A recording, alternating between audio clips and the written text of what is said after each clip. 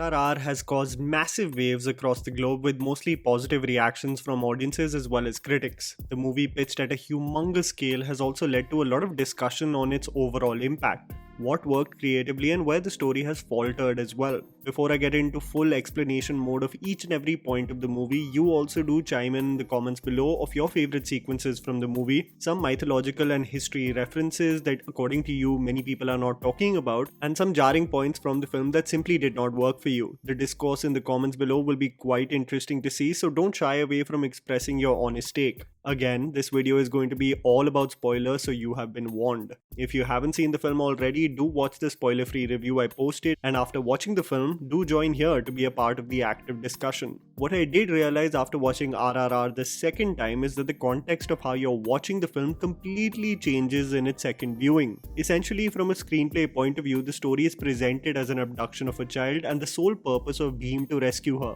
while at the same time Ram wants to prove himself as a capable officer and wants the honor of being promoted. Their paths coincide with one another and the details of their motive and plans get fleshed out as the running minutes pass by. The character introductions is something that fans can't stop talking about, and rightly so, as they have been shot and choreographed beautifully. But even more so, in the second viewing, the purpose of both the introductions drastically changes. You would assume that Ram is adamant to catch the man his superior has pointed towards simply because he is a determined and loyal soldier. However, the very purpose of going out of his way and putting himself in a vulnerable situation in an emotionally charged crowd of thousands of people is so that he can get promoted to a higher rank and have access to ammunition. His purpose is clear from the very first scene. The ability of SS Rajamouli to choreograph sequences with so many extras with these wide and expansive shots, especially Ram's introduction scene, engages you immediately. Him sprinting through the densely populated space only to be absolutely cornered and suffocating momentarily reminded me of the Battle of the Bastards from Game of Thrones, where Jon is cornered from all ends and is just trying to gasp for air as the enemy overwhelms him from every end. The introduction of Bhim and its context also completely changes. You would assume that the purpose of his people to catch wolves is so that he can have something to feast on, but the goal was always to collect animals so that they can execute their mission of letting wildlife loose, cause pandemonium and rescue the little girl. The skill with which the character introductions are done is something to marvel at, but the context in the second viewing completely changes. I did honestly find the bridge sequence to be rather over the top. The convenience with which both the characters rescued the kid accounted for what I have signed up for, a larger than life SS Rajamouli epic where his characters have superhuman abilities. I can totally get someone not aligning with the treatment of the action sequences, but the real strength of Rajamouli is to emotionally draw you in so that you can surrender to the vision. It was an oscillating journey for me, where some action sequences I completely surrendered, in other moments it became too far-fetched for me. The one thing that I really loved about the bridge sequence, however, was the symbolism of fire and water joining hands with one another. Bhim passes through a ball of fire while being covered in a water-soaked flag with the slogan Vande Matram. The hands joining together was also the indestructible bond of both the elements combining their strengths. Can fire and water actually have a union? Does not one nullify the other? Only the exploration of their journeys will further tell us that. I absolutely loved the fact that the comedy was not forced in this film. Bhim's confusion in understanding Jenny's name accounted for a very cute and hilarious moment, and I have to say that Ram playing wingman to the naive Bhim was quite the sight to see. I found the Britisher who showed various genres of dance to ridicule Bhim absolutely hilarious. This cultured swine pretending to be better than the rest was so embarrassing to see, and I think the creators were exactly going for that reaction. I still stand by the fact that Natu Natu has to be one of the best performed and choreographed dance numbers you will see in Indian cinema recently, at least in the last decade, barring some awesome numbers by Hrithik and Allu Arjun. The sheer energy of both the actors is a sight to be witnessed on the big screen. It's after a very long time where my jaw just dropped looking at a dance performance. The theatre immediately clapped and hooted the moment the sequence ended, and I thought it was so representative of the relationship of Ram and Bhim for Ram to notice Jenny rooting for him and letting him have the win. The snakebite sequence only for Ram to notice that Bhim is the person he has been trying to find all along was a great emotional turning point in the film. I have to say that till the very end of the film, Ram would very conveniently heal even after the most gruesome injuries. This is something that I did find jarring in the film. The man would be tragically injured and in the very next scene would be either punching a boxing bag or flipping in action sequences. The pre-interval scene still gives me goosebumps, and I say this because imagine reading the sequence on paper.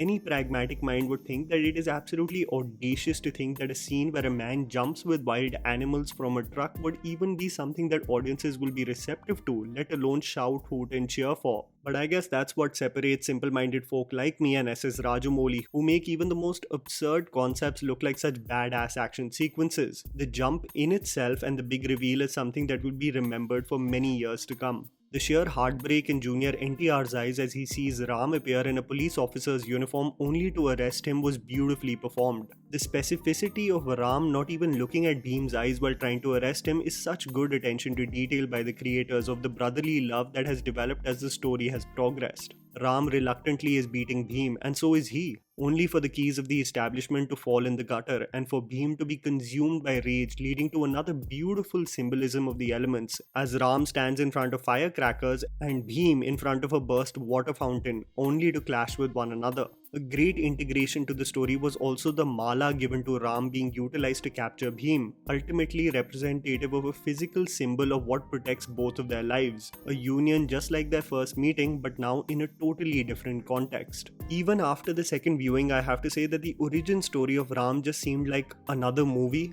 Ajay Devgan is formidable in his act as Ram's father, but the sequence is poorly edited and does not have the same slick choreography of its action sequences otherwise. The origin story sets the foundation of Ram's ultimate goal, but it slows down the exhilarating pace at which the film was otherwise developing. The moment, however, in which Ajay communicates to his son that he should only keep the main goal in his mind rather than mourn the death of his mother and brother is indicative of why Ram is so stoic in his demeanor when we all get first introduced to him. This makes me think about the lashing sequence. My criticism of the one-note portrayal of Britishers still stays true, as the characters other than Jenny were just uptight pricks and their characters did not have the scope to be perceived in any other way. The main general was not menacing enough to be an antagonist that is feared and loathed.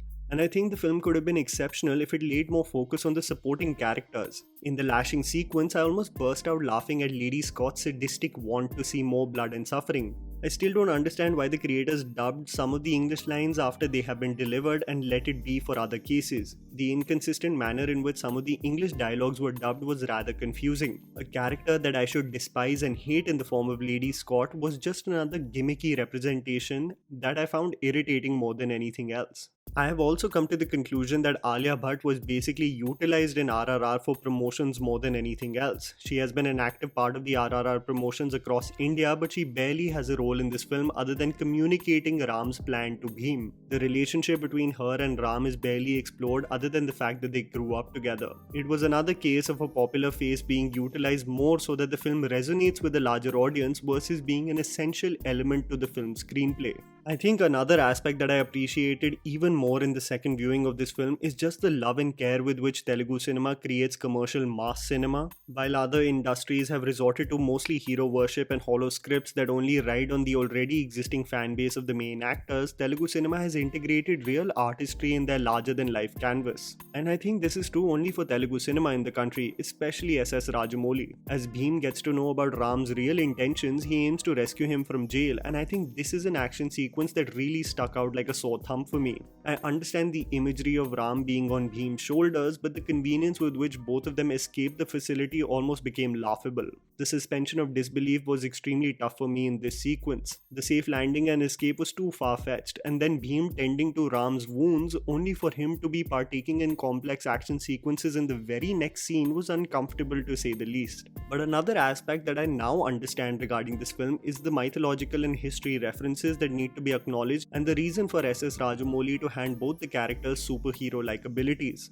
This really struck me when the image of Ram Charan as Lord Rama was revealed, and this is something that Bharadwaj Rangan has also expanded upon. A sequence, by the way, that had deafening hooting and cheering in theatres. Essentially, Junior NTR's character is an embodiment of Bhim and Hanuman, showcasing qualities of loyalty and superhuman strength. And Ram Charan is Ram, having one goal in his mind while being away from his home for 4 years. This is where I think the forest action sequence really stood out for me and works exceptionally well, as both the characters become the true embodiments of the characters that they represent, Ram and a combination of Bhim and Hanuman.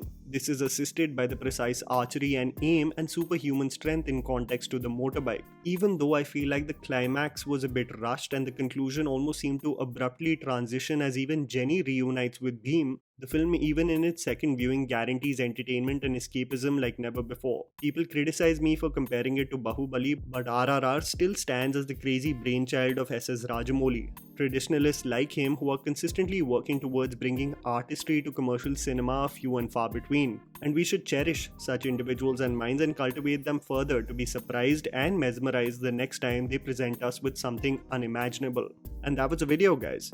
Write down in the comments below your thoughts about the movie. Please don't forget to follow me on Instagram. The handle's right in front of you. Follow me at JammyPants4. Also, please support us by smashing the like button and subscribing to our channel for weekly content ahead. Thank you for watching.